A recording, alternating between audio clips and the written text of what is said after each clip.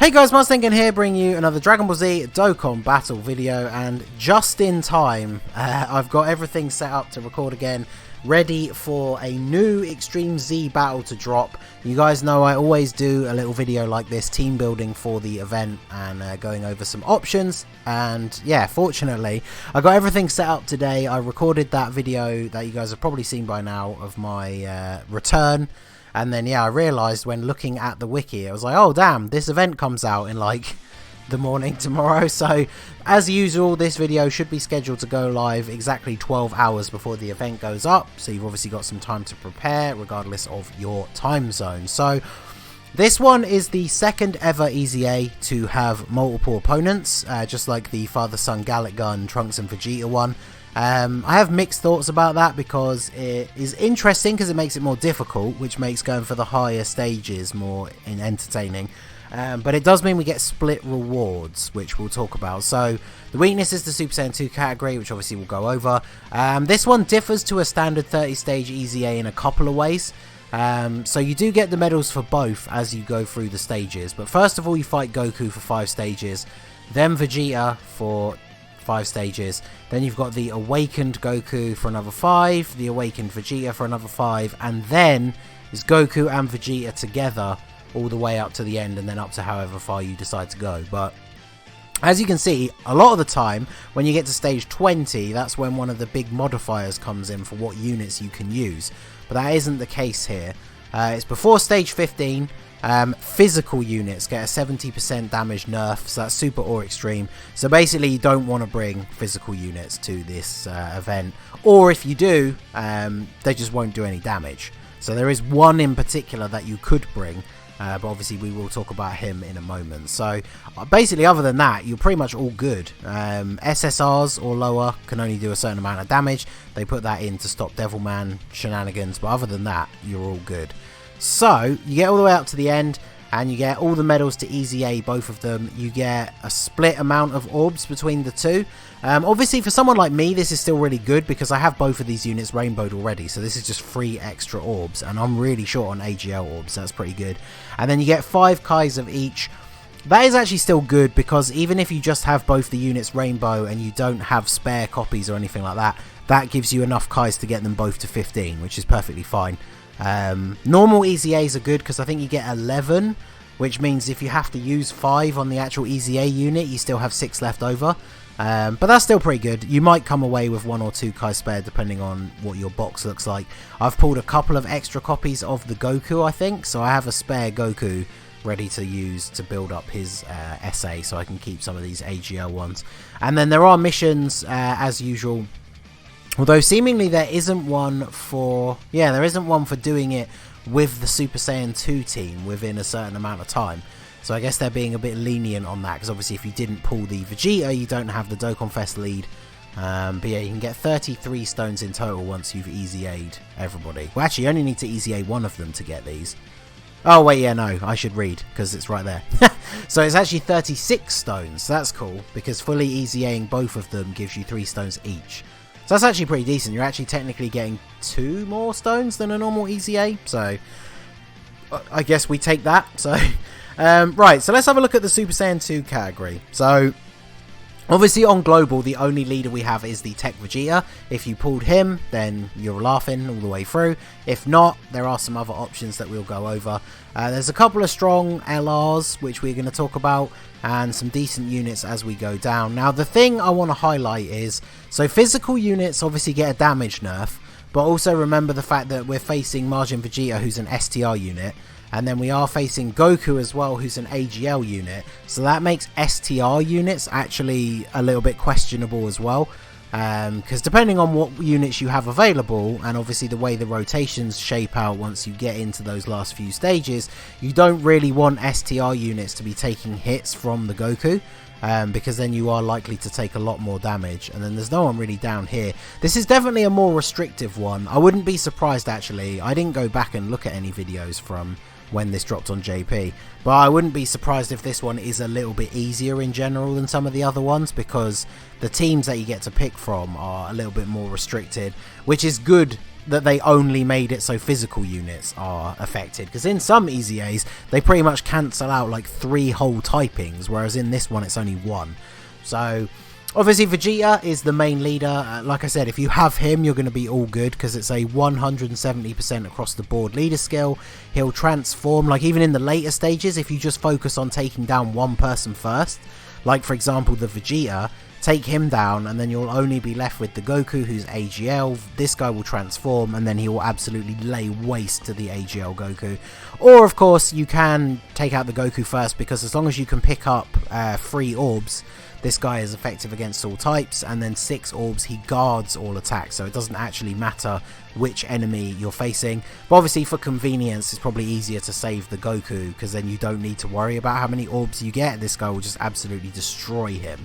So if you don't have him, there's a couple of options. Now, this Vegeta is one of the better options just because of his leader skill being higher, 150% for Pure Saiyans and then 100% for Super Class. But of course he is a physical unit, so he is in the category, so he will defend reasonably well from Goku. He'll probably get hit pretty hard by Vegeta though, which is the problem. But he can be quite a tanky unit in and of himself, but realistically he's here as kind of like a last resort if you don't have the best leader to use. So you can use him, or you can use the transforming Goku. I think this guy's probably the best bet for most people, because he's going to be neutral against the Goku and then have type advantage over the Vegeta, and it's super class 120% and obviously 3 key, and obviously every single unit is a super class unit, so he will be the best stand-in if you don't have the Vegeta. I would imagine most people would have him by now unless you're really new, because he's been on so many banners. He's on the banner that's out right now as well, so if you did go in for the Goku, maybe you didn't get lucky and pull the Ink Goku, but you might have pulled a couple of copies of this guy. I think, well, there's one other guy you could use, but we'll get to that in a minute. So the first one I brought up here is the LR Kale and Caulifla. So obviously ever since they came out on JP, there was the whole meme with Truth and everything. Like, they are one of the best units in the game, whether you like Kale and Caulifla or not as characters. They are one of the best units in the game, and this event is one of the places that they can shine, because they are going to be fighting against a Pure Saiyan enemy, so they're going to get a guaranteed additional super attack when you're in this EZA, which is really good. And then obviously they get buffed by having Pure Saiyan allies, which we're going to have quite a lot of. You can even bring the AGL Caulifla, who's another Universe 6 ally. So these guys, if you have them, they are like an auto-include on the team. Like if you just focus on Goku, and then these guys will just destroy Vegeta.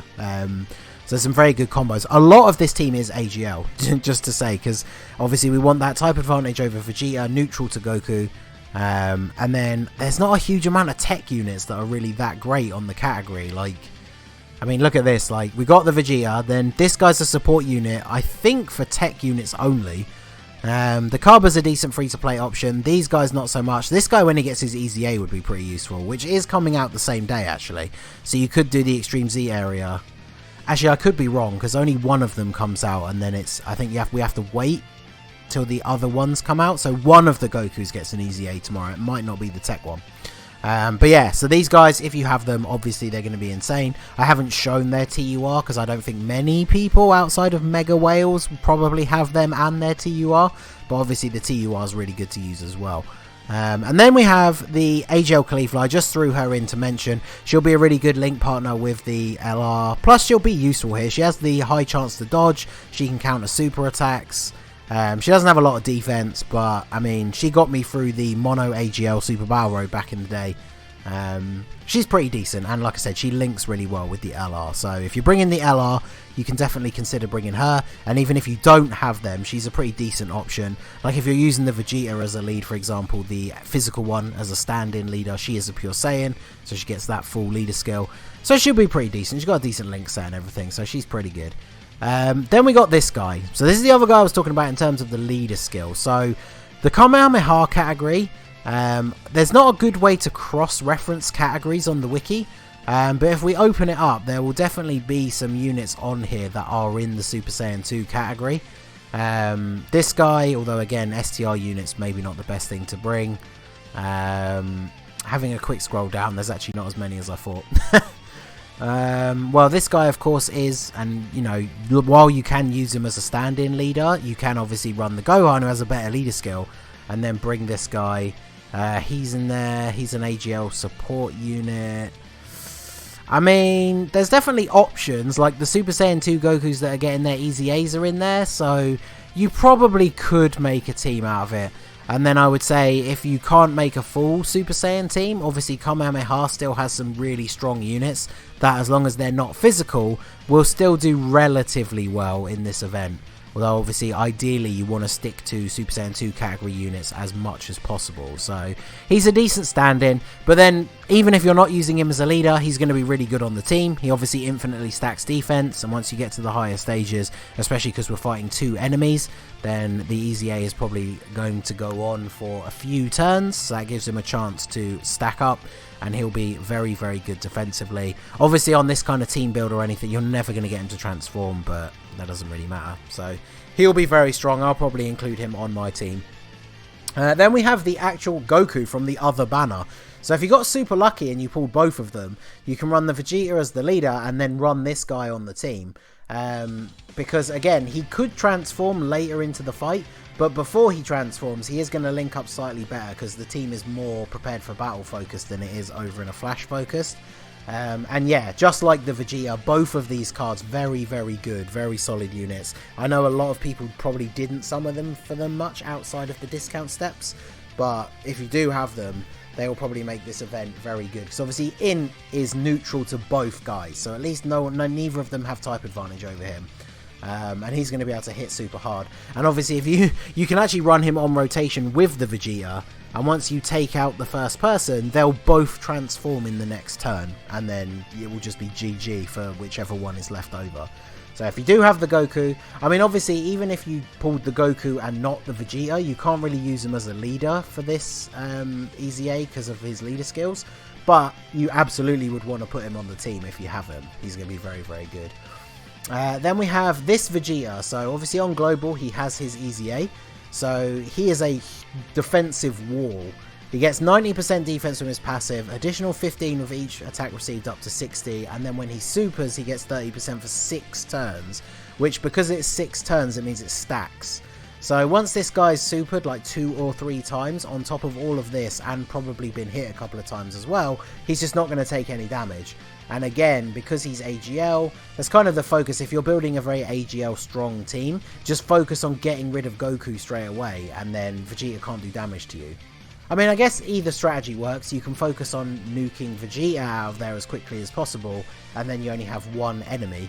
But I think with the power of some of these units, in the later stages, it's probably better to focus everyone on Goku, and then when you've only got Vegeta left, they're not going to be able to do much to you. So he's going to be a very good option. Of course, he is Super Saiyan 2 Vegeta, so that's one thing to mention. You can't use this guy if you are using this guy, because of course his starting form that you put on the team is Super Saiyan 2 Vegeta, so you can't use him and this guy. So if you're not using the Vegeta, this is a very good guy to include. He's an old enough unit that if you've been playing the game for a while, you probably have at least one copy of him.